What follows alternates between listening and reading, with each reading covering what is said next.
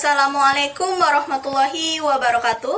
Perkenalkan, nama saya Sarah Fadila. Saya berasal dari program studi pendidikan sejarah Fakultas Keguruan dan Ilmu Pendidikan Universitas Riau dengan nomor induk mahasiswa 250511000256. Di sini, saya akan mengidentifikasi bangunan yang bersejarah dan bukan bersejarah di situs bersejarah, yaitu Rumah Singgah Tuan Kadi yang berada di tepi Sungai Siak dengan mata kuliah pengantar ilmu sejarah dan dosen pengampu, yaitu Bapak Dr. Ahmal SPD MHU.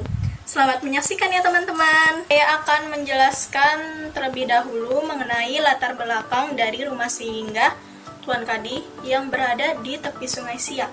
Nah, latar belakang dari Rumah Singgah Tuan Kadi ini berawal dari kedekatan Sultan Siak dengan wilayah Senapelan, kini yang kita kenal yaitu dengan Pekanbaru, yang pernah menjadi ibu kota sementara. Pada rumah ini dulu dibangun pada tahun 1895 oleh saudagar kaya bernama Nurdin Putih, yaitu merupakan mertua dari Tuan Kadi sendiri, untuk digunakan sebagai tempat singgah Sultan Siak ketika berkunjung ke Senapelan, terutama dalam perjalanan ke Tapung. Fungsi awalnya itu sebagai tempat persinggahan Sultan Siak saat tiba di Senapelan melalui Sungai Siak. Sultan akan beristirahat di rumah ini sebelum melanjutkan perjalanan. Pembangunan dan kepemilikannya itu dibangun pada tahun 1895 oleh Haji Nurdin Putih yang menjabat sebagai Tuan Kadi. Tuan Kadi sendiri adalah jabatan yang diberikan oleh Sultan Siak untuk ketua syariat Islam.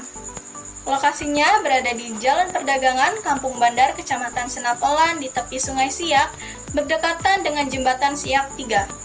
Perkembangan dan renovasinya yaitu pada tanggal 23 Juli 1928. Belanda melakukan renovasi mengganti tiang dan tangga kayu dengan batu dan semen. Setelah sempat mengalami perubahan kepemilikan dan fungsi, rumah ini akhirnya diselamatkan dan ditetapkan sebagai cagar budaya.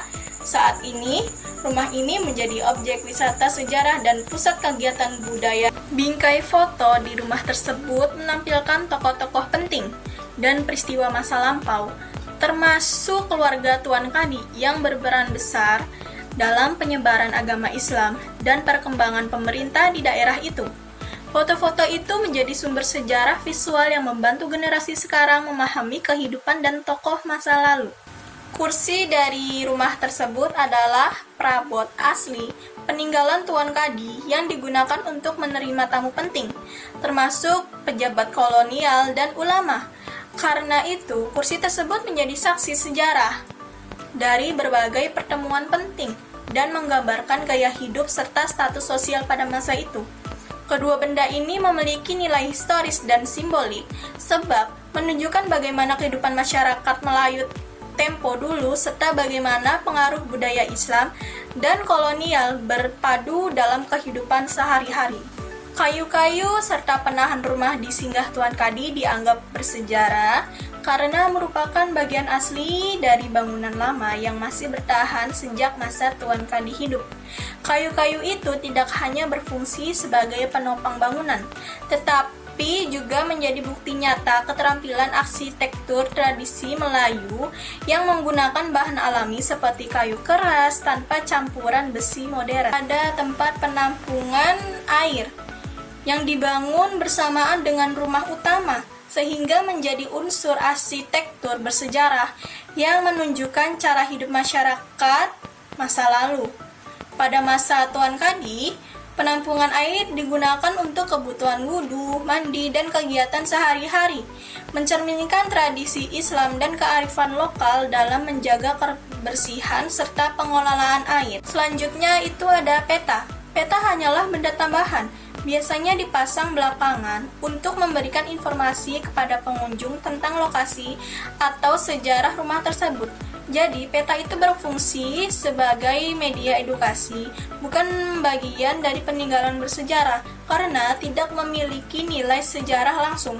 Karena peta tersebut tidak menjadi saksi peristiwa masa lalu, atau peninggalan asli dari zaman Tuan Kadi. Selanjutnya ada plang. Plang nama dipasang pada masa modern, biasanya oleh pemerintah atau pengelola situs sejarah untuk memberi informasi kepada pengunjung tentang nama dan fungsi bangunan tersebut. Jadi, plang itu berfungsi sebagai penanda informasi, bukan peninggalan bersejarah. Tidak memiliki nilai sejarah langsung karena plang tersebut tidak menjadi saksi peristiwa penting dan tidak digunakan pada masa ketika rumah itu masih berfungsi sebagai tempat tinggal Tuan Kadi. Bagian luar rumah banyak mengalami perubahan seperti jalan setapak, pagar, atau area duduk yang telah diperbarui untuk keperluan wisata, bukan bagian dari desain awal rumah Tuan Kadi, dan tidak memiliki nilai sejarah langsung. Taman dan bagian luar tersebut tidak menjadi saksi peristiwa penting serta tidak digunakan dalam aktivitas Tuan Kadi atau keluarganya pada masa itu. Bahan dan desainnya itu berbeda dari bagian asli rumah, seperti kayu penahan, dinding, atau tempat penampungan air yang memang mencerminkan arsitektur tradisional masa itu.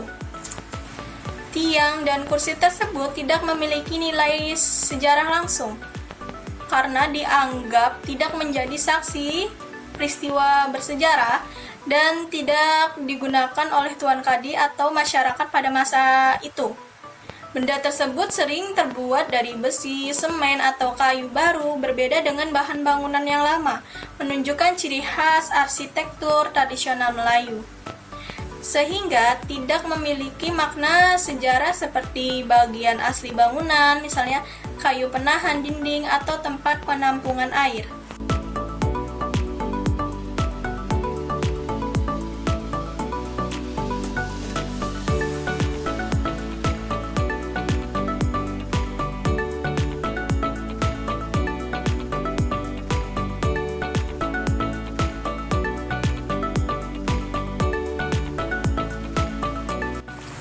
Baik, mungkin itu saja yang dapat saya identifikasi mengenai bangunan bersejarah dan bukan sejarah tentang situs bersejarah Rumah Singgah Tuan Kadi yang berada di tepi Sungai Siak. Saya Sarah Fadila, mohon maaf apabila ada kesalahan dalam penyampaian materi saya. Saya akhiri dengan wassalamualaikum warahmatullahi wabarakatuh.